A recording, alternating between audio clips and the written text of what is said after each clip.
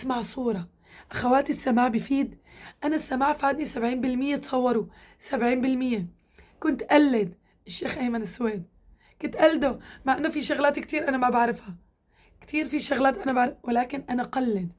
وقت أنا عرفتها صارت الأمر عندي سهل. تمام. فيك تحضري صورة مثلا من صورة الذاريات ولا الأخير، هي في صور قصيرة ما بدها كتير وقت، يعني ما على الأقل احضريها من 5 ل7 مرات.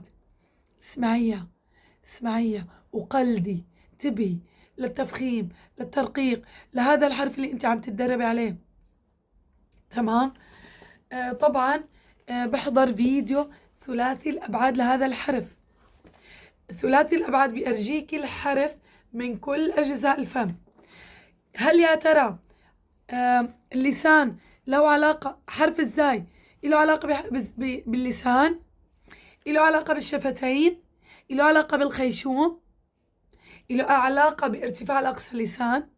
حرف الزاي حكينا طرف اللسان، بحدد وين طرف اللسان، مع ما فوق الثنايا السفلى مع إبقاء فرجة يسيرة. يعني في طرف لسان، الثنايا السفلى، الفرجة، يعني علاقة اللسان مع الأسنان عند إبقاء الفرجة. تمام. عند الفرجة شايفين اللي له علاقة بالزاي، بس الخيشمة ما له علاقة، حواف اللسان ما له علاقة، إني طلع لساني ما له علاقة لبرا، مثل الأخوات بيقولوا الله، أنا شايفتها شخصيا. تمام. مثلا الشفتين ما إلها علاقة طبعا بالواو، اوكي وقت انا اقول سو، بس انا عم بحكي بشكل عام. الحواف ما له علاقة، الخيشوم ما له علاقة، اقصى اللسان ما له علاقة، الحنك الاعلى ما له علاقة. تمام. شايفين شلون انا بدي ركز؟ انتبه، مين له علاقة بحرف الزاي؟ تمام. طبعا طرف اللسان مع ما فوق الثنايا السفلى ابقاء فرجة يسيرة بين اللسان والأسنان. شايفين مين؟ اللسان والأسنان وطرف اللسان بس الوسط ما دخلوا، الأقصى ما دخلوا، الحواف ما دخلون. تمام. طبعا بعدين بتدرب على حرف الزاي مع حروف المد الطويل والقصير، فتحة ضمة كسر سكون ألف واو ياء. تمام. وجل اهتمامي بكل الحرف إذا كان ساكن جيب قبله همزة مفتوحة مكسورة مضمومة. كيف؟ أز، إز، أوز. تمام. حكينا الصفير بيكون يعني عندنا الصاد بيكون الصفير فيها أقوى. ليش؟ لأنه فيها استعلاء وإطباق. الزاي بيجي بعده. ليش؟ لأنه فيها صفة الجهر، حرف مجهور وهي صفة قوية. وحكينا السين بيكون فيها همس وهي أقل الصفير فيها. تمام. مثل ما حكيت جل اهتمامي لازم يكون على الحرف إذا كان ساكن. تمام. طبعا بعدين بجيب كلمات موجود فيها حرف الزاي بأول كلمة، بوسط الكلمة، بآخر الكلمة، مفتوح مضموم مكسور ساكن، بعده ألف واو ياء. تمام. أو قبله ألف. تمام. تمام أخواتي. بعدين بدي أحكي لكم عن مخرج حرف الزاي. هلا مخرج حرف الزاي من طرف اللسان مع ما فوق الثنايا السفلى، أي الثنايا بس، مع إبقاء فرجة يسيرة بين اللسان والأسنان. العلاقة بين اللسان والأسنان فقط، الباقي ما له علاقة. طبعا ومسار حرف الزاي بده يكون للأسفل لأنه الحرف مستفل بده يكون للأسفل. زا، زو، زي، المسار للأسفل. تمام. طبعا هي صورة مخرج الزاي.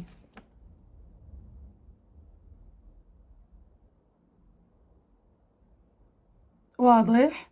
طبعا حرف الزاي في صفة الجهر، من هيك قلنا بيجي بالمرتبة الثانية بالصفير.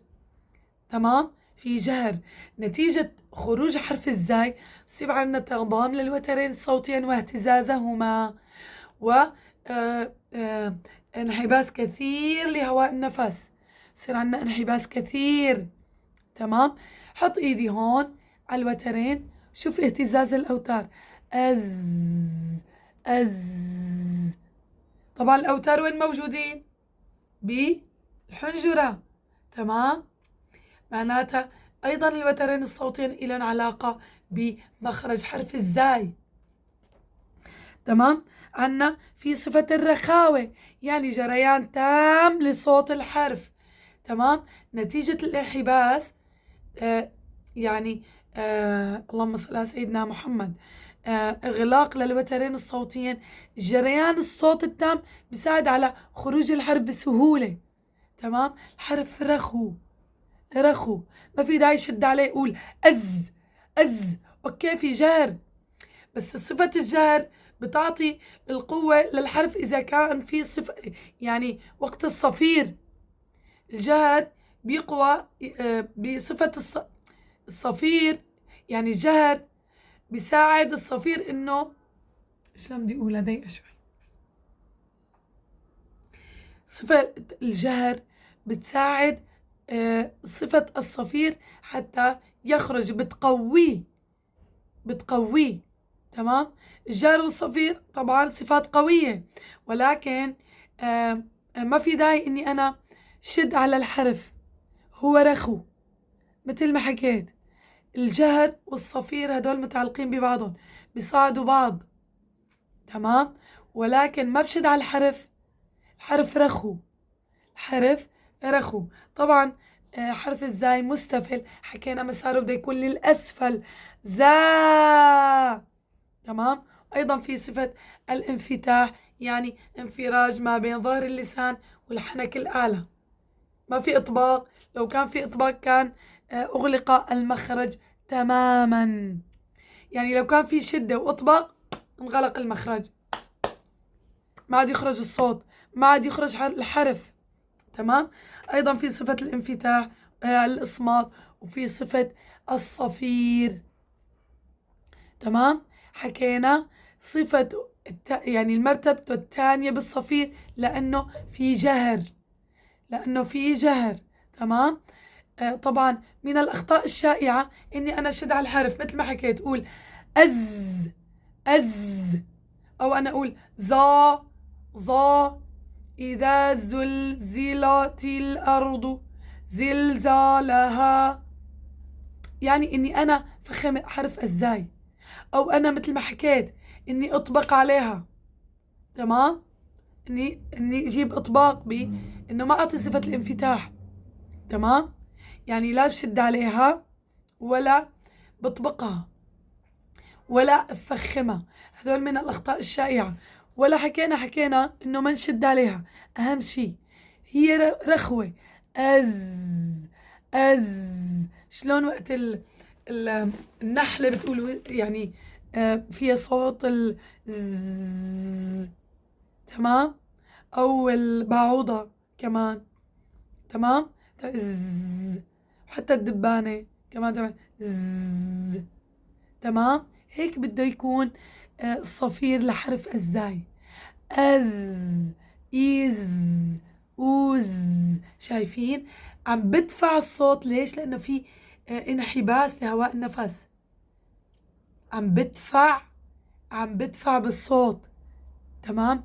أز، في انحباس للنفس، فهذا حيكون صعوبة علي.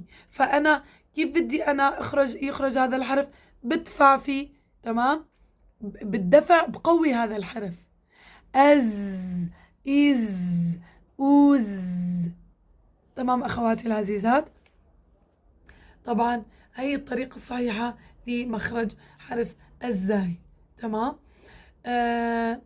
لا ننسى أخواتي نعمل اشتراك للقناة، نضغط على زر الجرس، ونعمل مشاركة لكل الأصدقاء والأحباب، عسى ولعل يستفيدوا من هذه المعلومات ويكون لكم أيضا الأجر والثواب. وشعاري هو واجعل لي لسان صدق في الآخرين. والسلام عليكم ورحمة الله وبركاته.